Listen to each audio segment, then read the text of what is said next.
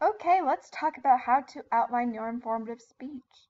I want to remind you that you are being graded on including each one of these things that's on your outline.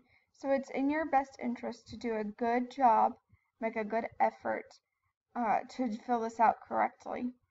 So I will give you feedback, however, when I grade your outline. Reminder, you always want to start on the body of your speech when you're outlining. So I'm going to go through what these things are now, and then I will go over the introduction and conclusion because those are much simpler. You should do those at the end. And they're really, the reason why we do the introduction and conclusion at the end mainly is because when they should be formatted and based off of what you talk in the body of your speech.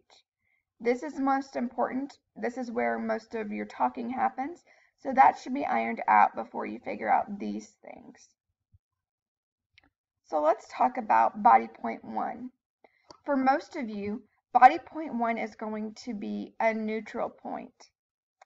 You may talk about the history or the background or something that does not have a pro or con perspective. That's what most of you are going to do. And then your next main point will be something like the pros, and then your third main point may be the cons. Or you may talk about the social perspective and then the economic perspective, or the federal perspective and then the state perspective. Something like that. But I want you to make sure that you talk about two conflicting points of view related to your topic, at least two. Now, if you have a topic that we're really familiar with, then you can go ahead, instead of making that your main point 1 a neutral point, you can choose to talk about 3 perspectives instead. So you may look at the topic and look at it through the lens of how it will affect the economy, how it will affect society, and then how it will affect the individual or health implications. That would be incredibly appropriate with something if your topic was legalizing marijuana, because we're all pretty much familiar with it. And so you could talk about 3 different lenses, or 3 different perspectives rather, when talking about legalizing marijuana, and that would be completely appropriate. The main thing that you want to keep in mind is that however many claims you have and however many sources you have for main point 1, that's how many claims and supports or claims and sources that you have for point 2 and 3.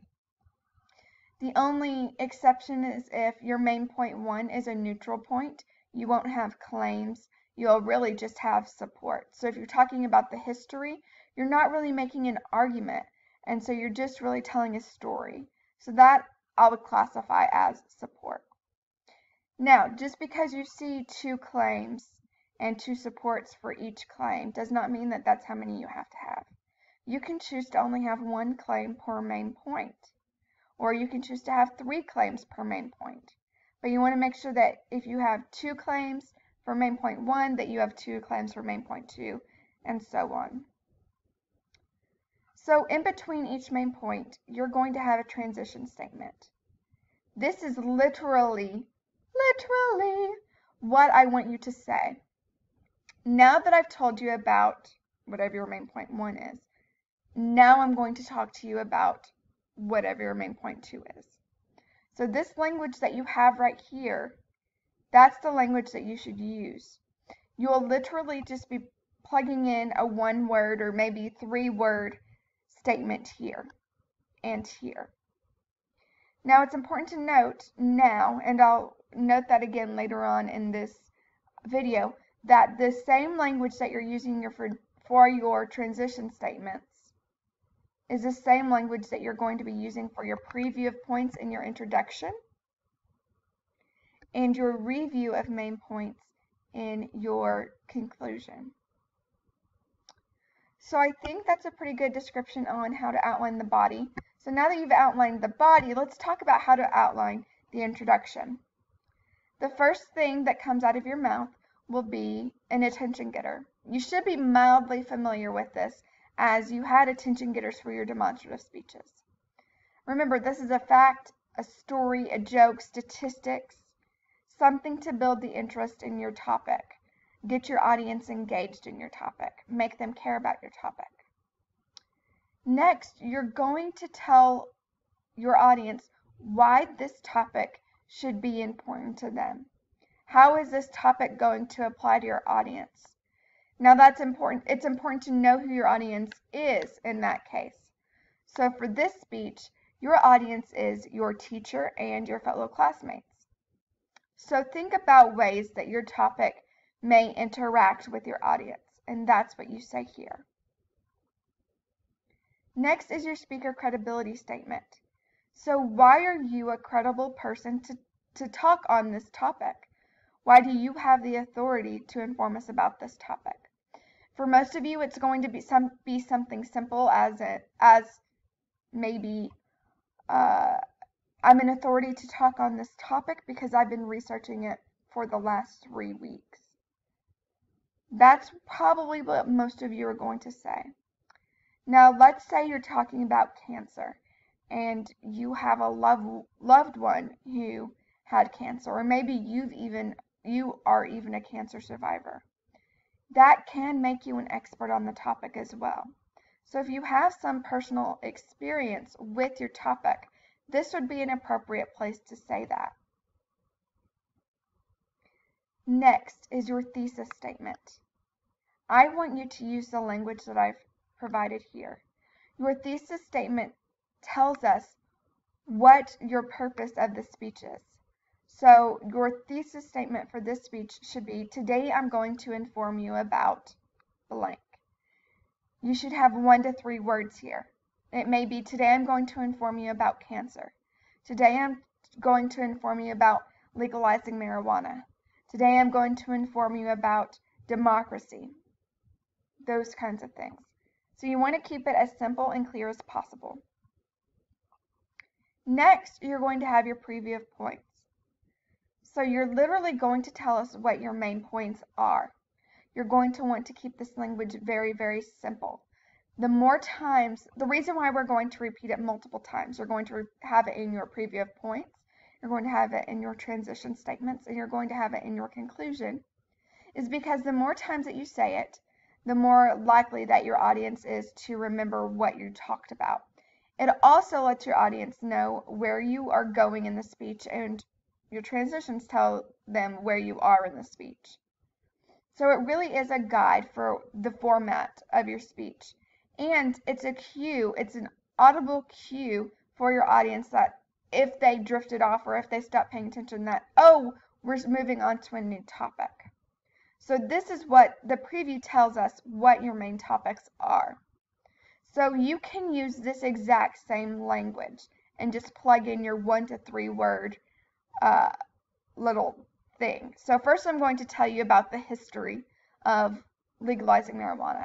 Second, I will tell you about the health implications. And third, I will explain the economic implications of legalizing marijuana. So then your transition statement would be, first I'm going to tell you about the history of legalizing marijuana. So you've used that language here, and you're just going to paste it here and here again. And just keep going through, copying and pasting that same language. Be consistent. And you'll do the same thing here in your conclusion. Today, you will first restate your thesis. Today, I have informed you about legalizing marijuana. You see, it's the same thing as your thesis statement, except you've already done what your purpose was. You're just reminding them what your purpose was. So you put it in past tense. I have informed you instead of I will inform you. Then you review your main points. You use that same template that you have for your transitions and for your preview of main points, and you just plug in that same language. We talked about the history, the health, and the economic implications of legalizing marijuana. And then finally, you have your clincher. You reference to your attention getter. So if you started with statistics, then you want to end with statistics. If you started with a story, maybe you tell the punchline of the story or the joke, or you tell the ending of the story. Whatever you start off with is what you need to end with. Maybe that's a quote. Maybe you refer to another quote. But the purpose of the clincher is to leave your audience thinking about your topic. So your attention getter was to get their interest in the topic, and then your clincher leaves them interested in the topic, leave them wanting more. So when you're thinking about your attention getter, it needs to be something that's so strong, it's like picking up the mic as a singer. And then your clincher will be where you leave them with something so powerful that you get to drop the mic and walk away. Slam that mic down even. Don't gently place it into the mic stand though. So again, with your attention getter, it should not ever be, "Hi, my name is, and I'm going to talk to you about," because you're doing that in other places in your introduction. Likewise, you don't want to end your speech with, "That's it, I'm done," because that's like you've never even picked up the microphone. That's like just gently placing it back in the mic stand. You don't want to do that. End it on a strong note that leaves your audience thinking about your topic. I think that should cover everything that you need to know about outlining, but feel free to ask questions if you have them. Have a great day.